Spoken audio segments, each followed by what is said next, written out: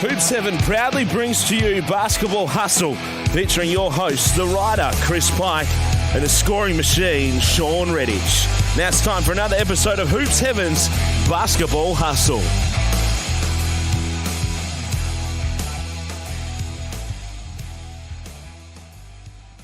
Hello and welcome to another episode of Hoop 7's Basketball Hustle. We're in a different world now. We're in the midst of coronavirus. All in our isolation booths. We're all locked away, but it doesn't mean the basketball world doesn't keep on ticking as well. So there's plenty to talk about in the world of the NBL. We've still got some fallout from the NBL's grand final decision to talk about. We've got some unfortunate news about one of the NBL clubs. There's free agency movements that are beginning to happen, even though official free agency has been put on hold for a little while. So there's plenty still to talk about. And of course, we're all suffering the effects of COVID-19 to one degree or another. So we'll get through all of that on another episode here of Hoop 7's Basketball Hustle. And hopefully you're all tuning in, and hopefully we can help fill in the time that you're trying to use up at the moment as well. So I'm Chris Pike, your co-host, but I'm sure the man that you're all tuning in to listen to and that you want to hear some thoughts from, the scoring machine, the Perth Wildcats legend, Shawn Redhage. How do I find you during these strange times? Yeah, it's been a few interesting weeks. I think, being self-isolation, only going out for the bare essentials. There's going to be plenty of time to listen to podcasts. So hopefully our listeners, we can fill in some time while they're waiting around for COVID-19 to finish up. Yeah, let's hope so. I still remember the first effects we saw of this between us was when we talked about how you had to cancel your trip that you were having through Redhage basketball to the United States. And I still think at that point we just didn't think it was going to end up being as serious as it has. But all of a sudden here we are. We're all in lockdown and isolation. And like you said, we can't really go out unless we have a really, really good reason. In terms of you, Gretchen and Dylan and Haley, how's it affected your lives so far? Yeah, it's changed things quite a bit, the daily schedule. I'm no longer able to run a basketball programs at the moment, so that's kind of on hold. And the kids are home from school now, so plenty of home time here. I think we're pretty lucky. We can the kids can go outside, and we got the basketball hoop out front and some yard in the back, so we still can get fresh air and trying to keep some type of normality. But it's I think it's going to be one of those times where you just kind of look back in your life and realize it was something that you'll remember for the rest of your life for sure. Yeah, it's certainly something that I guess, and unless you've lived through a world war or something, that you've never sort of thought you would experience something like this. But it's happened so quickly, and it's spreading so fast right across the world that I think the way we're dealing with it so far in Australia and in WA where we are, I think we're handling it the best we can. Still see some stupid people around, Shawn, and you're not too far away from the beach there at City Beach. Have you managed to avoid being one of those people that like to not listen to some of the rules that we're being told to follow? Oh, look, I think you've got to, if everyone abides and tries to do the right thing, I think hopefully this will be done sooner rather than later. But you see the scenes of Bondi Beach and just the packed beach. I think here in WA, because we have so many beaches, you could probably still go to the beach and still abide by the social distancing. I know some of the surf lifesavers are still down there this past weekend. So it's one of those things. I think we're pretty lucky in that living in the most isolated city in the world in Perth. Hopefully, could help things and minimize the impact of COVID-19. But it sure has had a huge impact on the world, and I guess it just kind of shows you the world economy, and starts in a town in China, and just having a ripple effect all around the world. How does somebody like Shawn Redhage fill in a day where you wake up and all of a sudden you don't have work to prepare for? How do you fill in a day? How have you been filling in the time? I'll be honest. When I realized all the gyms were going to be closed, I rushed out to get some gym equipment, and I guess if you're in the business of selling exercise equipment, you would be, if you had some in stock, you'd be making a killing. There was absolutely almost nothing left in the stores, but I managed to get a few items. So most of the days I start the day with a little workout in my home gym in my garage, and then do some planning for Redhage basketball and help play a little one-on-one against Dylan. And just try and fill in the time a little bit, make a few phone calls. So it's it's just kind of a new normal. I think it'll be when things get back to what we're used to, or we're looking forward to it. But sometimes a slowdown, you can get things done that you probably been putting off as well. So I've got a few jobs around the house needs to get done as well. Yeah, speaking of exercise equipment, I've been trying to go to the gym as much as I can lately, but all of a sudden when my local Jets closed down, I had to stop doing that. But my sister has a treadmill, and she wasn't using it. It was at her in-laws' house. So we went around there and got it from their house. We moved it to my house in the trailer. We rearranged my living room so then the treadmill's there so I could use it.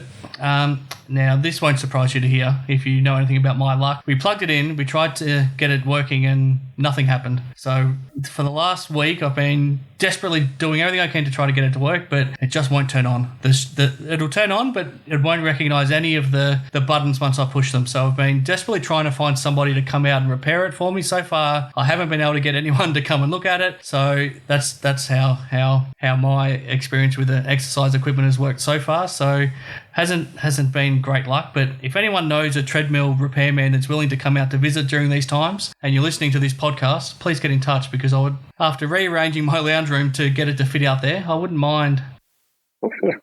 Yeah, well, that's sorry I can't help you with that one. Don't know much about the fixing treadmills, but it's the good thing is this time in WA and Perth the weather's pretty nice, so I guess you could get a little outside and maybe use that outside fresh air before it gets a little bit colder, and you definitely need that treadmill. Yeah, not a bad idea, because Laura, my girlfriend, is also home, working from home now as well. So she's taken up the kitchen table out there as well. So all of the peace I used to be able to get during the day when she was at work is now disappeared as well. So interesting times. But I don't know if anyone's here to listen to us talk about all this, Shawn. So let's move on to some basketball talk. Now, big show we'll have this week as well, where, as promised, we'll have a winner announced for our ID Athletic competition with one of our very special listeners winning a full set of basketball singlets, so we'll announce that later in the show as well. But before we get into dissecting what's happening in the world of the NBL, Shawn, Hoops Heaven, they've made this show happen. They've been a great supporter of ours. And I just wonder, when you first moved out to Australia, I'm sure that you had to get all of your basketball shoes that you were wearing to play sent to you from overseas. And I just can't help but think a place like Hoops Heaven now must have changed your life as a basketball player as well, because all of a sudden you have an actual physical store that you can go in and get your shoes. And especially over the last 6 or 7 months since Hoops Heaven's jumped on board to support us here, I'm sure you've got to know the guys there at the store very well. Yeah, no, they've been fantastic. And I think especially being a tall guy, size 15 shoes, it's hard to find. So one of the benefits of being able to go into the store is actually try the shoes on. Used to always have to just order them online and hope, maybe just ask around to the guys, oh, how do those new ones feel? And then hope that they felt good when you received them. So to be able to go in, try on a few different pairs. I know last time I went in, they really recommended the KD 12s. I tried them on, and I was pretty impressed. So they definitely know their shoes and their gear, and they've got everything, and be able to have someone local. And they also ship here. They've even shipped to my house, and it's got. Yep. I think I ordered it, and it was here the next day. So it's a pretty quick turnaround as well. So if you need something, get out and support the local business as well as small business. I think it's important this time, especially in what we're going through, to be able to keep these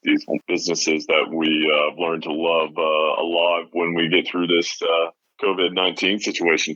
Yeah, absolutely. And right now you can still order online at hoopseven.com.au. They're still available to purchase anything from the store online, and they'll be able to ship it out to you. So yeah, check them out at hoopseven.com.au. And once you get to checkout, thanks to their support here of Basketball Hustle, just use the code word HUSTLE and you'll get a special discount as well. Now, Shawn, a couple of weeks on now since the NBL decided to award the NBL Championship for the 2019-20 season to the Perth Wildcats after they were leading the best-of-5 game series 2-1. When we talked about that 2 weeks ago, we both agreed that was the right decision. I think it's fair to say the Sydney Kings have let their feelings known since that they are unhappy with the way that the NBL handled it, altogether, and I think that they're unhappy that a championship was rewarded in the end. When you've had a chance now to reflect on it for a couple of weeks, do you still feel the same way that the right decision was reached?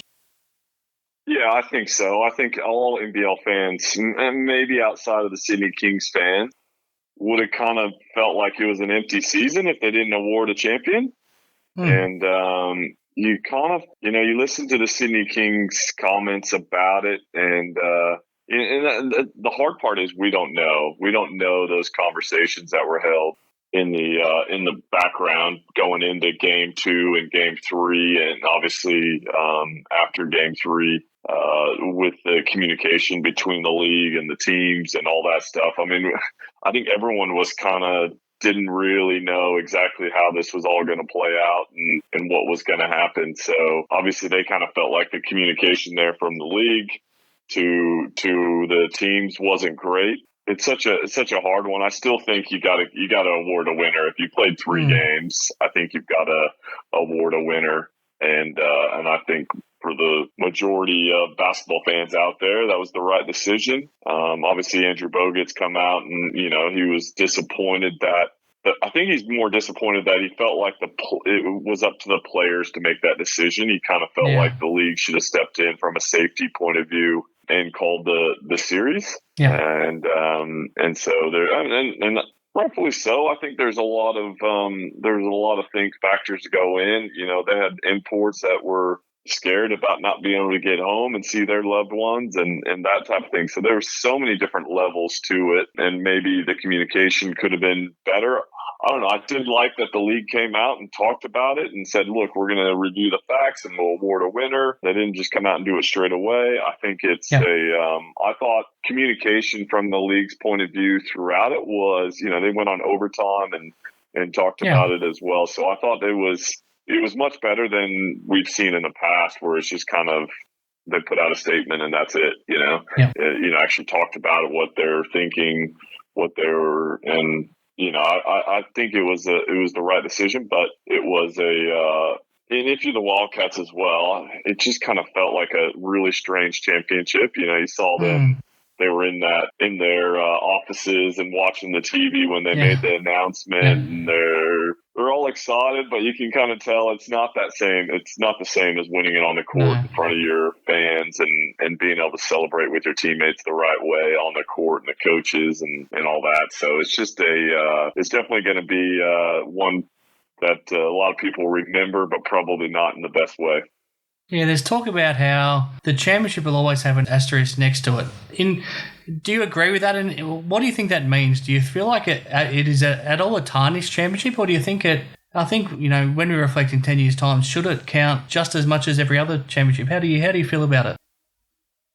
Yeah, I think there will be an asterisk next to it, and it's just and no fault to anyone, but I think there is going to be a little bit of they didn't complete the series. Obviously, I think Wildcats deserved it at being up 2-1, and but yeah, it's going to be a tough one, and I just you feel for the guys as well. You just and the team, and you go into all that effort. You want to be able to celebrate a championship. Some of those guys, it's their first championship they've won, but they didn't really get to properly. And then you go into the COVID-19 stuff. You got to self-isolate. So these guys probably haven't even seen each other since that championship celebration right after, and now they've got to be stuck in their houses. So it's a strange situation, and I know how special those championships can be. So I kind of feel for the guys not being able to really celebrate it the way they should have been able to. Bryce Cotton was named grand final MVP. The right decision in your mind? Yeah, no, I think that was the right decision. But I think Nick Kay was, I think people just said for sure Bryce Cotton was the MVP, but I think Nick Kay was outstanding in the series. So, sure. I would have put him up there as a legitimate chance. But I mean, it is Bryce Cotton, quite possibly one of the greatest that's put on an NBL jersey, and certainly has done some remarkable stuff in his 4 years. Damien Martin's in an interesting position now where he's pretty much relying on what his doctor tells him to see if he tries to play on again for next season or not. But I want to get your thoughts, because we've talked a bit now on this show this season about Bryce Cotton potentially being the greatest Wildcat of all time. But Jesse Wagstaff, on a special edition of Hoop 7's Basketball Hustle a couple of weeks ago when I caught up with him, raised the question that Damien Martin should be considered right up there amongst the greatest Wildcats of all time. Where would you put Damo in that discussion? Well, certainly, he's kind of been the leader of quite possibly the greatest era in we've ever seen in the NBL, and certainly in the Wildcats as well, as great a tradition as they've had. I mean, 6 titles in 11 years. Yeah. 6 titles in 11 years, and 2 of those years he was injured. That they didn't win it. So it's quite possibly, you can't look at his stats. They don't. I kind of compare him to a Bill Russell. I think people. Great comparison. You're not going to look at Bill Russell and you're not going to look at Wilt Chamberlain and say, oh, they're 2 different players. So I think it's hard to compare it. But I mean, if you're looking at just pure impact, it's hard to look past what Damien Martin's done. I mean, six titles in 11 years, and he's been the leader of that, and it's pretty impressive. I think you've got to definitely have to consider it, and I think if you ask the fans, I don't think there's been anyone that gets a bigger cheer in their career than Damien Martin. So if you ask the Red Army, I think he'll be up there. Would the top 3 be Ricky Grace, Damien Martin, and Bryce Cotton already, or does Shawn Redhage, Andrew Vlahoff, James Crawford, where do these guys fit in? How do you see the top 3 right now? If you had to name the top 3, you're probably not going to put yourself in there, but I think you deserve to be in the discussion. It's such a, with most teams you could pick out the top 3. With the Wildcats, it's a long discussion that you've got to have, I think. Because there's so many different. I mean, obviously Ricky Grace in 15 years and pretty much has every record of the Wildcats, and he kind of started everything there as well. I mean, I know Mike Ellis was there at the beginning, but it was kind of when Ricky came in is when things started to win. Started to really take off. So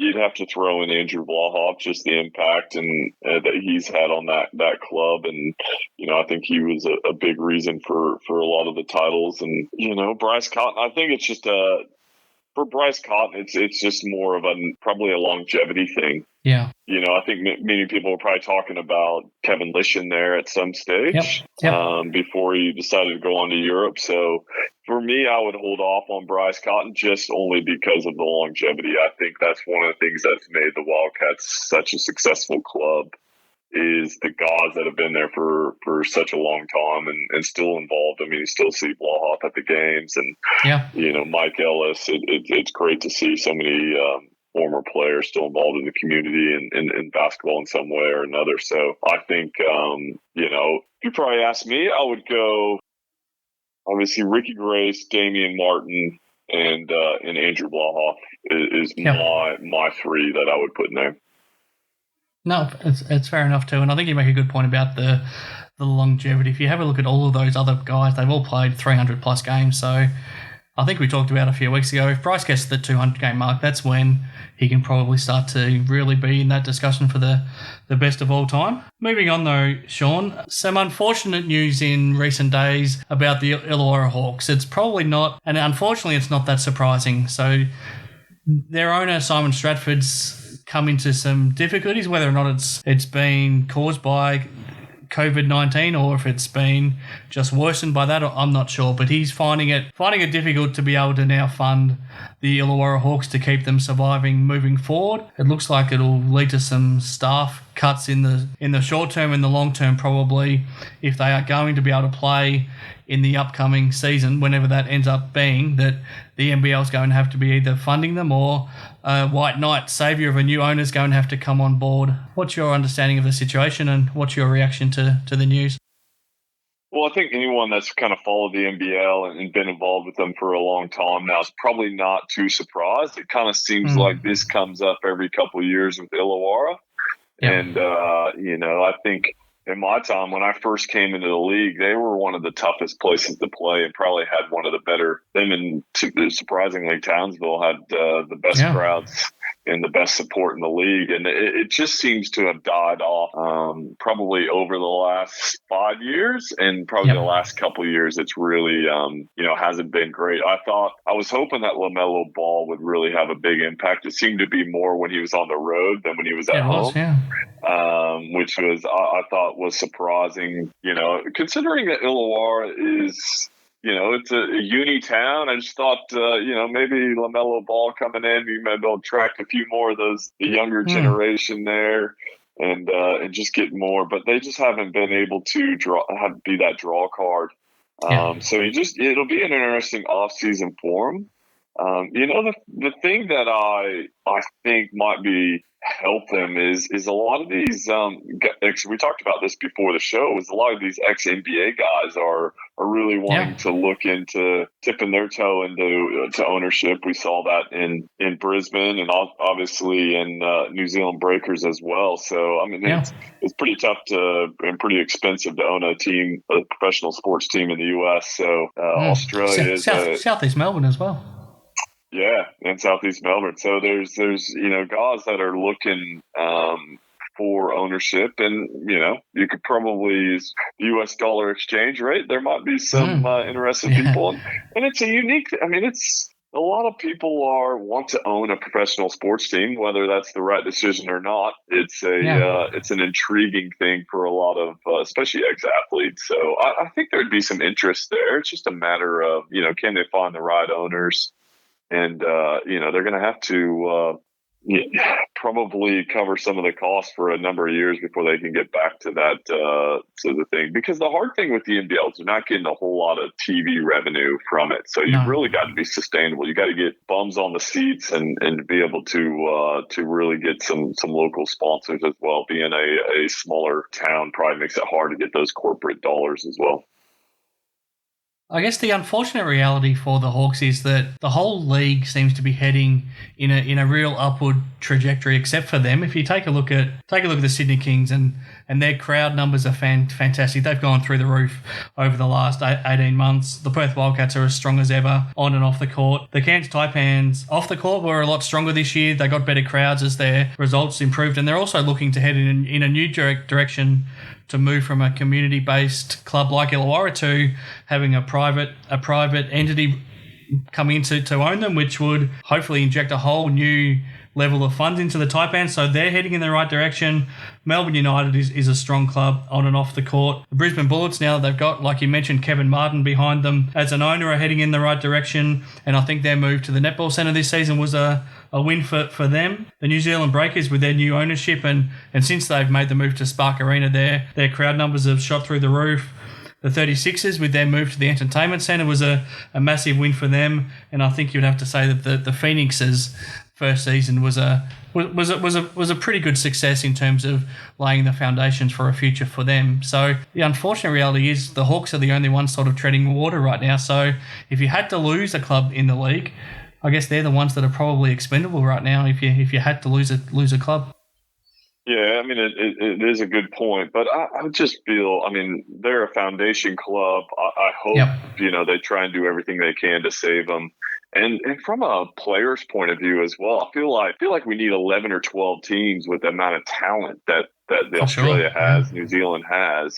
And so, we're just adding that team the following year. I just feel like we've got to get over that hump and provide a little bit more opportunity for some of these up and coming stars. And that's what a team like Illawarra has been able to do, is give some of these younger guys. You saw that with Sunday Dead. A few of their young guys just got a great opportunity. Dan Greta I just think that you need those clubs in. I think we need to provide more opportunities for basketball. And you're right; it's an up and coming league. It's growing in every market. Hopefully, they can get the right person in there and really build Illawarra Hawks up to what we know they're capable of. I've seen it, and getting support behind it. It's just got to be on a consistent basis. Yeah, for whatever reason, as you touched on, they've just lost touch with their local community. So the Illawarra region just doesn't seem to be behind them like they were 10 years ago. So whatever a new owner can do or whatever a new management can do, they just need to somehow spark that because, like you said, no matter who the new owner is, he's not going to be able to come in and throw his money away forever. Eventually, they're going to have to be at least breaking even or trying to make a profit. So let's hope that there's a solution to this, and let's hope, even if it means the NBL has to float them for one season, let's hope that they can get through this 2021 season, which is going to be a challenge for everybody, and then let's hope they can be back on their own feet. And by the start of 21-22, we've got the Tasmanian team in, we've got 10 teams in the league, and there's more spots for Australian players because, like you said, we've got too much talent right now for only there's only 8 spots per team for an Australian or New Zealand player across 8 or 9 teams. It's not enough. So if we can have 10, it means we're getting towards the 100 mark of having local players in the competition. That's probably a bit more closer to what we need. So yeah, I definitely hope that we don't start losing clubs again. So all the best to the Illawarra Hawks. The free agency. Normally we would be talking about some signings by now, Shawn, but that's been pushed back to at least the start of May, and I think rightfully so, just to allow everybody to sort of take stock about what's happening. From a player's point of view, is it a bit disconcerting that you're not going to know where you're playing for a little bit longer? Would you prefer to be able to lock it away a bit sooner? Yeah, I mean, definitely. You want to know what's going on. And, yeah, usually you've heard a lot of re-signings. We haven't heard any re-signings, have we? Not many. Yeah, there hasn't been much news out there. I think everyone, you look around at all these leagues. I mean, the NBL is probably in pretty good position in the fact that they did finish almost all of their season, barring 2 games in the finals. But, they were able to kind of get done before, you look at AFL and some of these players, they're having to take, I think, a 50% pay cut for a little while. Rugby, the A-League has, Perth Glory have sacked all their players, apparently. So you're just looking at, just look how fragile these sporting organizations. I read today that Rugby Australia has laid off 75% of their workers as well. So all these organizations, these sporting codes are really struggling at the moment. So it's going to be interesting this next season. What's going to happen with the salary cap? I mean, my understanding is it's pretty much they have a salary cap floor, and it's can only increase depending on what the average spend is by all the clubs. And I think there were some clubs that will probably have made the salary cap increase for next year. So I'm guessing the owners are trying to figure out, well, what are we doing here? What's the salary cap going to be? And you just look at the ramifications, sponsors, and disposable income of the fans. It's going to be a tough year for sports, I think, coming up. So I can understand why the NBL has put it back. It's probably the right decision. But as a player, you kind of want to know what's going on. But it's going to be an interesting when we do get to that. I think they've said May 1st. They may reevaluate it again. But it's going to be interesting. And if AFL has moved back and they're still playing when the NBL starts up, do they move their season? It's going to be, there's a lot of factors that are going to go into play into next year, I think. Yeah, absolutely. I think it's the right decision to push it back just because right now, I guess clubs don't know how much money they're going to be able to have to offer players because they don't know, I guess, like you said, what the salary cap will be, but also how long the season will be, if it'll be the same length of a season. So I guess we need to start working out all of those things before you can make big time offers to players. Wanted to get your thoughts on a few individual players though to see where you could imagine them ending up. Anthony Drimmick had his career best season at the Adelaide 36ers, but from all reports, well, I guess right now it's Jeff Van Groningen making the decisions at the 36ers until they hire a new head coach. All reports are he's not overly wanted to come back to the 36ers. If he ends up at a new home, where do you think a good fit for him could be? Yeah, that's an interesting one. I love the competitiveness of Drimmick, and I think he's improved over the last couple of years. And I think I could see him going to like a Southeast Melbourne Phoenix. Yeah, I could see them going after him, depending on what they do with Magin. I think he had an option in his deal coming back from Europe, so I don't know where they sit with that, but I could see him kind of slotting in there. Obviously, he's got that connection with Mitch Creek as well, so I'm gonna throw that out there that maybe if he does leave Adelaide, maybe the Southeast Melbourne Phoenix would be interested. Cam Glidden is a fascinating one. We know how good he can be. He was coming off playing at the World Cup and just, for whatever reason, never got going last season at the Bullets. So I think it's pretty clear to everyone that he'll be at a new home next season. To me, he'd be a great fit to come back home to Perth and play at the Wildcats, especially probably if Damien Martin ends up retiring. I would love to see a backcourt of him alongside Bryce Cotton, but I'm sure he's not going to be short on suitors either. And even if you mention Drimmick to the Phoenix, then he's probably would be a good fit for the Phoenix as well. Where would you see the best fit for Cam Glidden being? Yeah, I think you're right. I think it probably all depends on what Damien Martin does. Yeah.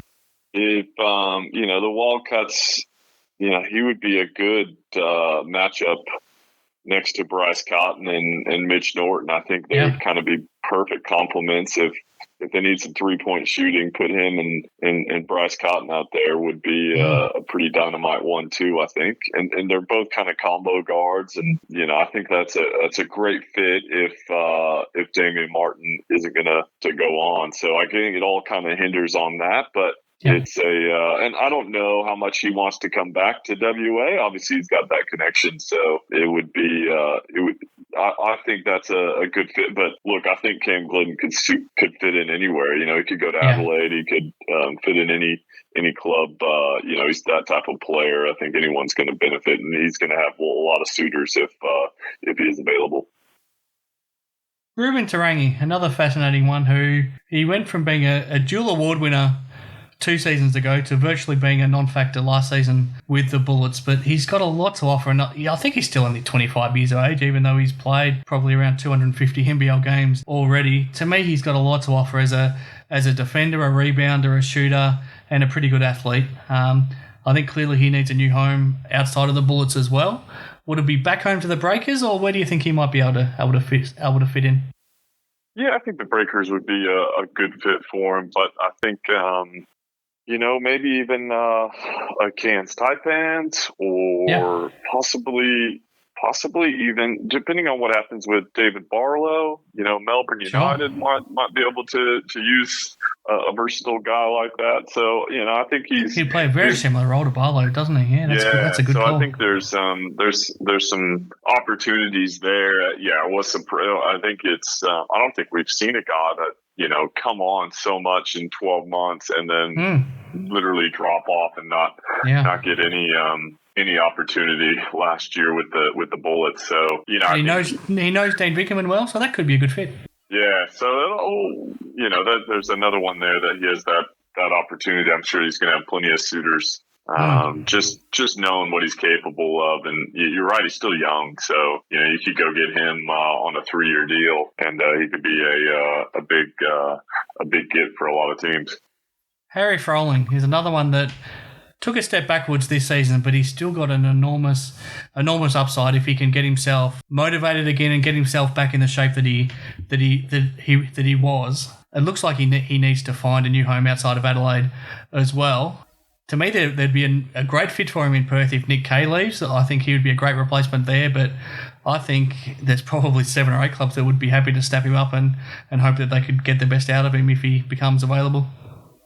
Oh yeah, I think everyone. I mean, you don't get guys that big and that talented and that skilled, and he's got such soft touch for a big guy. So it's he probably hurt his value, just the production he had this year. You kind of thought being rookie of the year coming into that second year, if he was still as hungry as he seemed to be in that first year, his value could have skyrocketed. So, if I was in his position, I'd go somewhere where I know I'm going to play quite a bit, maybe go for a year and two and try and, I kind of build up my, my resume and try maybe a team like Illawarra as well that, could go play with his brother, and they could have a little Twin Towers connection going. That could work for sure. What about the Perth Wildcats? If you're Nick Kay, would you be seriously considering a move to Europe right now? Is that something that do you think would be beneficial to helping his career take the next step, or would you want to stay where you are? What would you be doing if you were him? It's a tough one, and I think even reading the article about him earlier in the week, just saying that I think he was seriously considering going to Europe after the season, but now you talk about this COVID-19 and just you just don't know what these European leagues are going to do, what kind of money they're going to have. How secure, you look at a guy like Angus Brandt who's stuck over in Italy and not sure when he's going to be able to get out. Clearly the season's pretty much done there. So he's probably going to miss out on 3-4 months of payment. So, and that's always the gamble with Europe. They promise a lot of things, but sometimes it's not as glamorous as it looks, and the reality is it's a long season. You can just see Bryce Cotton, he's gone and done that route, and I don't think he's, for a full season, he'd pretty much rather play here and then maybe go pick up a gig after season. And that's what I would kind of suggest with Nick Kay. I mean, I know there were some teams contacted me about him going over to Puerto Rico and asking about him. So I know he was considering that at one stage as well. Obviously that league's put on hold now as well, but I think that's a better fit. But it's a matter of preference. Sometimes you just want to go and explore and see how you go in that European competition. So it's different for everyone, but clearly he's had an outstanding 2 years here, and it's just a matter of does he want to go outside his comfort zone and explore something new? Possibly, but we're coming up into an Olympic year, so does it help him going over there? Does it hurt him? I don't know. It's a tough one. I know he's definitely helped his case by playing in NBL and how well he's played here, and he seems to be settled here in Perth as well. For sure. Jericho White, already been linked to the Southeast Melbourne Phoenix. Whether or not there's anything to that or not, I guess we'll find out next month. But I'd be surprised if the Wildcats weren't ready to move in a new direction anyway. I'd be surprised if the Wildcats offered him a new contract to come back next season. Where do you read Jericho White being at right now? Yeah, I think... I thought for sure he would, I think he's a good pairing with Bryce Cotton and his ability to shoot the three. But I think we also showed when Clint Steindl can knock down threes as a better clip even than Tirico, does it make him a little bit more expandable. So I think it's, or expendable, should I say. Yep. I think he's, he didn't play great. I'm not sure he was 100%. I think there were some niggling things there. He didn't seem to be running around 100% probably the last 6-7 ball games. So, do they take that into the equation? I think they might look at other options, but it'll be, you talked about Southeast Melbourne Phoenix. I think one thing, Tirico Watt did play pretty good in the big game, but he didn't seem to be 100%. In the last half of the season, but I think at the start of the year and obviously at the end of last year, he did some great things with the club, and I think he is a good complement to Bryce Cotton. We talked about Reece Vega a couple of shows back. I think he's somebody who probably just can't find a way into the rotation of the Wildcats right now behind Jesse Wagstaff, and whether or not it's still behind Nick Kay or it might be behind whoever's signed as a new power forward. I think he's going to continue to struggle to find a regular spot, but I still think he's somebody too good to not be in the league. If you have a look at somewhere like an Adelaide or an Illawarra or a Cairns or even a Southeast Melbourne Phoenix, I think he's somebody that could actually take on a pretty handy role still.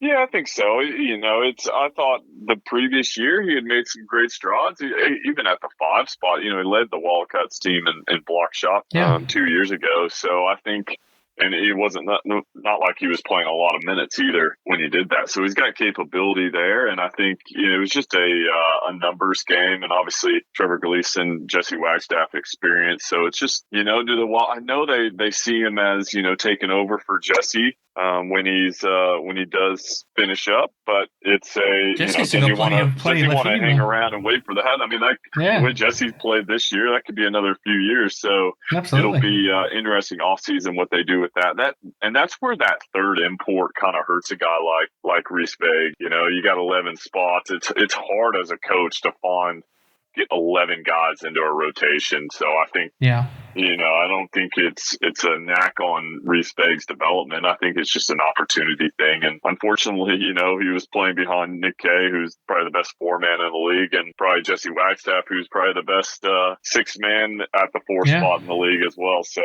it's just a numbers game for him. What impression did you get from Miles Plumlee about a chance of him being interested in returning for another season? Do you think there's a chance? I think there is a chance, especially with what's going on in the world. I think he enjoyed it here. Obviously, his girlfriend's from Australia, so I think there's a good chance. It'll probably just be a numbers game, really.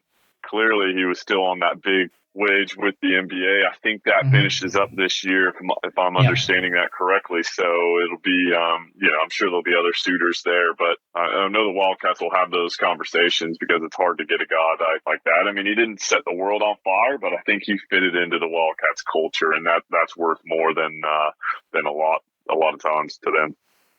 I'm sure there's going to be a lot more players on the free agency list once it comes out. Does anyone else jump out at you that you're looking forward to seeing where they might land over the next couple of months?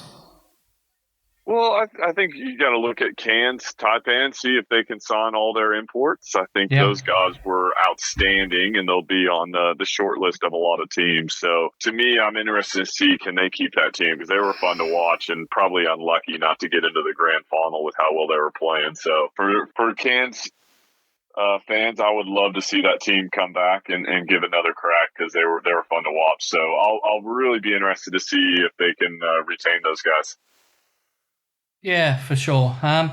A little bit more to go on our show this week, and I'll get your thoughts on the Olympics being postponed shortly as well, Shawn, as a former Olympian yourself. But before we get to that, the thing that we've been waiting all season for, ID Athletic, thanks to Glenn Buxton and his team there, we're happy to donate a full set of singlets to one of our listeners here at Hoop 7's Basketball Hustle, and we put the call out for some entries and for people to show us the uniforms that you're currently playing in with your local team, and to tell us why you need a new set of uniforms. So we got some good responses, and thanks to everybody that put in their nomination. But clearly we had a winner, Shawn, and we'll announce that shortly. But I'll just read the message that we got from this listener first of all, and then you can let me know what you thought of his singlets as well, because you've seen the photos. So this was his application that he sent through to us. Hi guys, sorry for the late response, but all of a sudden I have a lot of time on my hands. I am desperate for new uniforms. I've had the same singlet for 5 continuous seasons now, and even back then it was secondhand or third or fourth, who knows. The first issue with this singlet, there's no less than 3 other teams with the exact same shade of blue, even though 5 seasons ago we were the only team. The second issue, I like to play basketball with flair. Magic Johnson is my idol. So whoever designed this singlet was a very boring and unimaginative human being. I want a design that stands out. The third issue, my number 6, another boring number, so I'm thinking something like 00, is about to fall off after one more season of washing. Lastly, and most importantly, the singlet seems to be shrinking every game, and no, it's not because of my burgeoning six-pack. Please help. Congratulations to the Wildcats. Awesome season. Thanks to you guys for filling in some of my downtime over the recent season. I am always have been an absolute basketball junkie. I'll definitely tune in again. I had never heard of Hoop 7 before your show, so I took my son to have a look before a Wildcats game, and now it gets a visit every time we hit the city. Great shop, although it has cost me over $1,000 already. Thanks, guys, and stay safe. So that's from Milton Cassidy, one of our loyal listeners here at Hoop 7's Basketball Hustle. You've had a look at his singlet, Shawn. Can he do with an upgrade?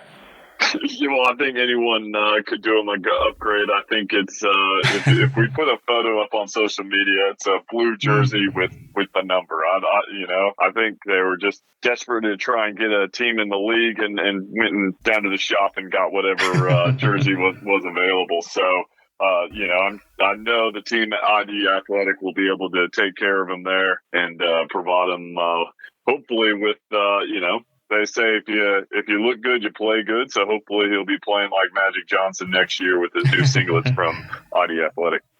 Absolutely. So Milton Cassidy, our loyal listener here at Hoop 7's Basketball Hustle, you're the winner of our ID Athletic competition, so we'll put you in touch with Bucko and his team there. You can design your uniform. He'll get it sorted once we're through all of this mess with COVID-19. He'll get your uniform sorted, printed, and out to you. And once we're all allowed out of isolation, we'll arrange a get-together, and we'll get a photo of you with Shawn with your new uniforms. And thanks again for listening. And I guess that's one of the great things we can do here on a podcast like this, Shawn, is provide our listeners with something that they might not otherwise ever be able to access. Yeah, I think it is. It's something that, we've got some great supporters. Hoop 7 ID Athletics. So we've had a lot of fun with it this year, and hopefully our listeners have enjoyed it. So it's great to be able to provide them with something, and it's I'm looking forward to seeing the jersey he comes up. I think any design will be an improvement on what he's currently got. Yeah, absolutely. So like Shawn said, check out our social media pages, and we'll put up a photo of what he's currently wearing, and then we look forward to seeing what he comes up with from ID Athletic. Now, Shawn, as I mentioned before, the Olympics, the Tokyo Olympics, have been pushed back until July next year. Now, it still looks like it's going to be the greatest Boomers team ever assembled for an Olympics, but I guess there's a couple of unknowns now, especially with Andrew Bogut, if he can hang on for another 12 months. What do you think the delay does for the Boomers' hopes of getting that elusive medal in Tokyo? The fact that they've got a new coach, I think it might help because, you were going to throw a new coach into, obviously those guys have played together, but it gives them a little bit more time to come together and kind of build that, I guess, camaraderie. I think that's going to help them. I think it is the advantage that the Boomers have. I guess the downside will be, do they lose a guy like Bogut? He's talked about he wasn't 100% healthy this year. We talked about that on the show throughout the year. He didn't look the same player that we saw the previous year. So can he get his body right? And is he willing to go around? I hope so. A guy like him, he's kind of started it all for those Australians going into the NBA. He's kind of been the starter of the golden generation as you look at it now, and been opening so many doors that it'd be great to cap off his career with a medal. So I hope he can hang on and get to Tokyo. But if he doesn't, then it does open up a spot. But I think it's going to be fierce competition to make that team. You went to the Beijing Olympics, obviously. Would have a 12-month delay, what would have that done to you if you look back now, if instead of the summer of 2008 you had to wait until 2009? How would have that affected you looking back then? I think it would have been hard because you just would have been planning it all and planning your training regimen around it. I mean, the one thing that probably is good is they're able to make the call a little bit earlier than the guys can plan a little bit more now. Yep. They know what their off season is going to look like, so then they can plan for their off season. The hard thing it'd be so much harder if it was done, say a few weeks or a month before, because you're already in training camps and all that stuff. But I mean, this affects so many athletes. You just don't know how many. I mean, a lot of them, basketball, you're lucky because you're playing in leagues and you're getting ready. A lot of these sports, they're building 4 years for that. Just that one competition. So you feel for those athletes that have kind of been building up for 4 years. Now they got to wait a whole nother year. In some of those sports that don't have leagues and that in a team environment where it's I think it's a little bit easier from the basketball point of view to be able to hold off for one more year, because it's not changing a whole lot in that lead up. You're still playing with your team and your season, and you're just moving it back a year. Yeah, for sure. I mean, swimming, athletics, all of these type of sports, the Olympics is the absolute pinnacle that you make sure at the end of that 4-year block, that's when you're peaking. So all of a sudden to have to put that back, I'm sure it's not ideal, but I mean, it's just a totally different world we're living in right now. I guess everything is being done on the fly. But from a basketball sense, I think it's a big win that has been pushed back, because there was the potential that if the Olympics still went ahead when it was scheduled, that it looks like the NBA season, if it restarts again, it's going to be still playing through July and August. There's every chance. And all of a sudden, a basketball tournament at the Olympics with no NBA players, or with hardly any NBA players, that wouldn't have been ideal either. So I think it's a win in terms of the basketball sense. Yeah, that's a good point. Yeah, it's one of those things where you don't know where this is all going to play out over the next few months, and when leagues can start back up or if they can start back up. So as many NBA guys that are playing on the national team now, it just wouldn't be right to play Olympic basketball without the best players in the world playing. Now, you personally, Shawn, you had been preparing for another SBL season here in Perth at the Perth Wildcats Hawks. That's been put on hold at least until the end of May, and then a decision will be made based on whatever's happening by then about if the league starts up or not. All of the NBL 1 competitions across the country, so that's in Victoria, Queensland, South Australia, have all been cancelled for the 2020 season, so they're not happening no matter what. What do you know about your SBL season? Are you hopeful of it still going ahead, or is it just simply a case of waiting and seeing? Well, it's not looking great if all the other leagues are already closing up shop for the season. I guess the SPL is kind of wait and see. I'm guessing they'll make a decision here within the next, probably in April at some point, and see. But I think it is interesting that the NBL 1 has already said that they're not going ahead, but it is the situation we're in. I'll be interested to see what happens with the NBL as well. If this is still being impactful, are you be able to get imports here? Be able to get through quarantine and all that stuff. So it could be far-reaching, even past these SBL, NBL 1 seasons and the NBL season next year. Potentially, there was talk of the SBL only having the local players if they do go ahead. So the Hawks had two Americans that arrived, I think, on the Saturday, and then on the Monday the league got canceled, or postponed. So it was pretty unlucky timing, and they were, I think, back on the plane on Wednesday. So it's an interesting situation and evolving on a daily basis. So it's not looking promising for the SBL season to go ahead. So all that those trainings and the work that all the guys have put in, it's hard to see them losing a season. But it's just the reality that we're in at the moment. Now, for the next month at least, we're still going to be in this isolation phase, Shawn. So what does it look like for you? What have you got lined up for the next month? I know if someone was considering writing a book, this is probably a good time to get a lot of that done. But aside from that, what have you thought about doing over the next month to fill in your time? Yeah, I think it's just kind of be evolving, try and do new things, stuff that you probably been putting off, that you haven't been able to get done. And sometimes it's, sometimes it's nice to just to be able to have some relaxing time and enjoy some time with the family. So I'm sure there'll be, quite a few card games and board games and maybe a little Netflix going on, and also a little planning for Redhage basketball for when we do are able to get back out there and on the basketball courts again, we can hit the ground running. Okay, Shawn, let's wrap this up. But, it was great to catch up with you again, and great to break up, I guess, the monotony of being in isolation to speak to someone in the outside world as well. So hopefully all of our listeners here at Hoop 7's Basketball Hustle enjoyed the latest episode. We'll do our best to keep you up to date and keep you entertained over the coming months as well with everything that's going on. But thanks as always to Hoop 7 for making it happen. Thanks to ID Athletic for crowning out the winner of our competition as well. So stay tuned to social media for the details on that. But at least for now, Shawn, what can you leave all of our listeners with? Yeah, well, it's been a fun season. Thanks for joining me on the podcast, Pike. I've enjoyed it on a weekly basis. Hopefully, our listeners, thanks to our sponsors, it's it's going to be a long off season, but I'm sure there'll be plenty of news to get back to when we start back up next year. And I hope all our listeners stay safe and look forward to basketball returning in the near future.